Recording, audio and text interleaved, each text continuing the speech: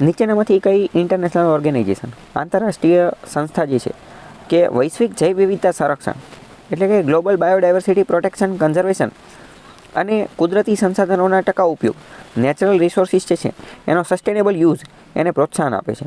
એટલે કે આખા વિશ્વની અંદર પર્યાવરણની જાળવણી માટેનું, બાયોડાયવર્સિટીની જાળવણી માટેનું, સસ્ટેનેબલ ડેવલપમેન્ટ જે છે એના ઉપયોગ માટે કઈ સંસ્થા કામ કરે છે? યુનેસ્કો, WWF, યુનેપ કે ગ્રીન પીસ? હવે એક રીતે જોઈએ તો આમાં પણ ઓપ્શનમાં વાંધો છે. ચલો, યુનેસ્કો તો જવાબ નહીં આવે. યુનેસ્કો શું છે? તો કે United Nations educational scientific cultural organisation. તો એક રીતે આ તો અહીંયા ઈ આપેલો છે, એટલે કે ઈ એટલે કે એજ્યુકેશન ઉપર, એસ એટલે કે સાયન્ટિફિક ઉપર અને સી એટલે કે કલ્ચર, એની ઉપર કામ કરે છે. તો યુનેસ્કો જવાબ નહીં આવશે.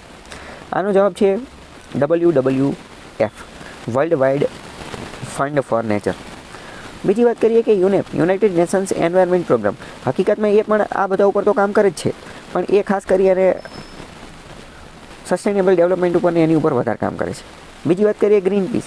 ગ્રીન પીસ એની માટેનું કામ કરે જ છે, પણ હકીકતમાં ગ્રીન પીસ એક NGO છે અને એક રીતની પ્રાઇવેટ બોડી ટાઈપ છે, પ્રાઇવેટ બોડી NGO ટાઈપ છે, એટલે એ જવાબ નથી. તો આ બધાની અંદર એક રીતે જોઈએ તો વધારે યોગ્ય જવાબ WWF છે. યુનેપ પણ જવાબ છે જ તે, પણ WWF world wide fund for nature એ થોડો વધારે યોગ્ય જવાબ છે. એના વિશે થોડી વાત કરી લઈએ. આ WWF શું છે?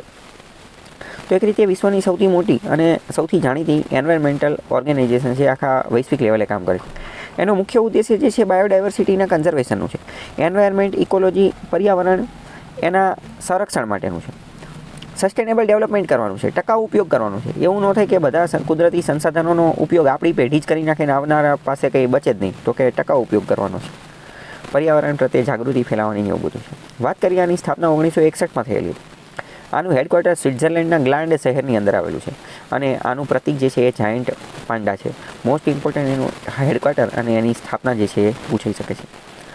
વન્ય જીવો જે છે અને પ્રજાતિઓ એના રક્ષણનું કામ કરે છે. સમુદ્ર, જંગલ, નદી એ બધાનું સંરક્ષણ કરવાનું કામ કરે છે. કાર્બન એમિશન, કાર્બન ઉત્સર્જન ઘટાડવા માટેના પગલાં ભરે છે.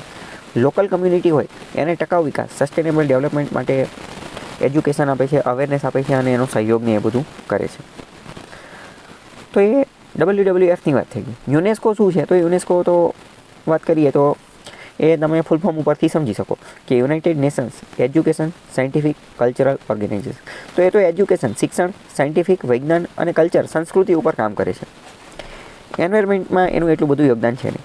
પણ જો એન્વાયરમેન્ટમાં વાત કરીએ તો એ મેપ ચલાવે છે, મેન એન્ડ બાયોસ્ફિયર પ્રોગ્રામ, જેની અંતર્ગત બાયોસ્ફિયર રિઝર્વ બનાવવામાં આવે છે. બાયોસ્ફિયર રિઝર્વ, જૈવ આરક્ષિત ક્ષેત્ર આપણે જેને કહીએ, તો એ બધું ચલાવે છે. બાકી યુનેપ વાત કરીએ તો એ તો યુનાઇટેડ નેશન્સની એની સંસ્થા છે. ગ્રીન પીસ મેં તમને ઓલરેડી કહી દીધું. વાત કરીએ WWFના અત્યંત મહત્ત્વના અમુક પ્રોગ્રામ્સ છે, તો એ પ્રોગ્રામ તમને ખબર હોય છે. World wide fund for nature, એનો એક અત્યંત મહત્ત્વનો પ્રોગ્રામ છે અર્થ અવર. આ બહુ સારું ઇનિશિયેટિવ છે. અર્થ અવર શું છે? અર્થ એટલે પૃથ્વી, અવર એટલે કલાક. તો કે આ WWF દ્વારા એક એવો દિવસ નક્કી કરવામાં આવે છે અને એમાં એવું કહેવામાં આવે છે કે આખા વિશ્વના બધા જ દેશ છે એ ભેગા થઈ અને 1 કલાક વીજળીનો ઉપયોગ નહીં કરે, લાઇટો બધી બંધ રાખશે. 1 કલાક માટે વીજળી જે છે બંધ કરી નાખશે. તમને એવું લાગે તો શું બધાએ આખી દુનિયામાં બધે બંધ કરી નાખે? તો કે ના, બધે ના બંધ કરે, પણ અમુક મેઇન જગ્યા હોય, સરકારી જગ્યાને એવું બધું હોય, એ બધી જગ્યાએ અમુક મેઇન જગ્યાએ બંધ કરે. પછી અમુક હવે ન્યુક્લિયર ફેસિલિટી હોય કે અમુક બહુ અત્યંત મહત્ત્વની જે ફેસિલિટી હોય, તો એની જે ક્રિટિકલ ફેસિલિટી હોય તો એ અહીંયા બંધ ના પણ કરે, મતલબ કે મોસ્ટ ઓફ જગ્યાએ બંધ કરી નાખે. તો આના કારણે શું થાય? તો હવે તમે વિચાર કરો, આખી દુનિયામાં બધી જ જગ્યાએ 1 કલાક માટે વીજળી બંધ થઈ જાય તો કેટલું ઉત્સર્જન જે છે એ ઘટી જાય. તો એની માટે આ એક બહુ સારું ઇનિશિયેટિવ છે. તો અર્થ અવર ઇનિશિયેટિવ કોનું છે? પ્રશ્ન પૂછી જાય તો એ WWFનું છે. બીજી વાત કરીએ લિવિંગ પ્લેનેટ રિપોર્ટ. લિવિંગ એટલે જીવવું, પ્લેનેટ એટલે આપણો ગ્રહ જે છે એની માટેનો રિપોર્ટ દર વર્ષે કે 2-3 વર્ષે રજૂ કરે છે WWF.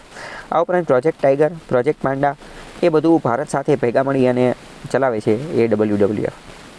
તો પ્રશ્ન પૂછી જશે અર્થ ઓવરમાં શું કરવામાં આવે છે? અર્થ ઓવર કોની પહેલ છે? તો WWFની. પ્રોજેક્ટ ટાઈગર અને પ્રોજેક્ટ એલિફન્ટમાં ભારતને મદદ પણ કરે છે, તો WWF. બરાબર. તો આવા પ્રશ્ન તમને ખ્યાલ હોવો જોઈએ.